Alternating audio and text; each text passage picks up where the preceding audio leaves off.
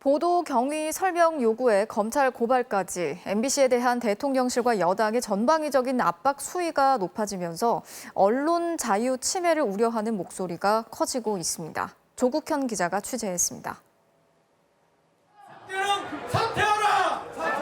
대국민 보이스피싱, 망국적 행태, 석고대죄해야.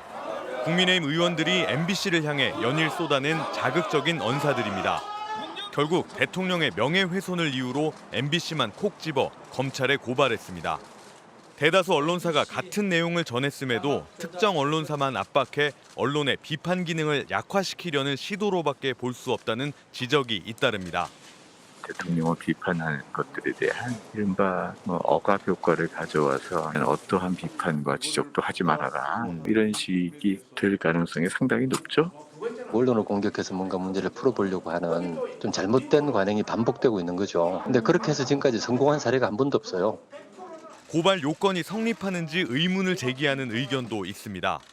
해당 보도가 개인 윤석열이 아닌 국가기관인 대통령의 발언을 전했다는 점에서 명예훼손으로 보기 어렵다는 겁니다. 대통령의 직무를 수행하고 나오는 과정에서 나왔던 발언이거든요. 이거는 대통령이라는 국가기관에 대한 비판적인 보도지 자연인 윤석열에 대한 명예훼손이 아니죠.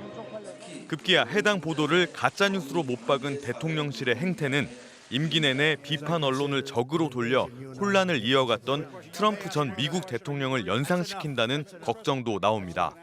That's enough. Pardon me, ma'am. Excuse me. That's enough. CNN should be ashamed of itself having you working for them. 화가 난다며 기자의 질문을 막은 트럼프는 미국 350여 개 언론사로부터 일제히 비판받은 초유의 역풍을 맞아야 했습니다. 정치 전략의 하나로서 언론과 적대 관계를 그런 형태가 아닌가. 그래서 상당히 좀 불행하다. 한국의 어떤 민주주의가 훼손되고 망가지고 있는 게 아닌가. 그 무렵에 나온 뉴욕타임스의 사설은 시사하는 바가 큽니다. 언론이 잘못했을 경우 비판하는 건 전적으로 옳다.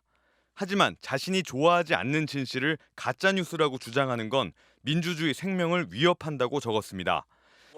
자유라는 가치에서 윤 대통령이 뜻을 같이 한다는 바이든 대통령도 지난 5월 백악관 출입기자단과의 만찬에서 미국 대통령 비판에도 감옥 안 간다.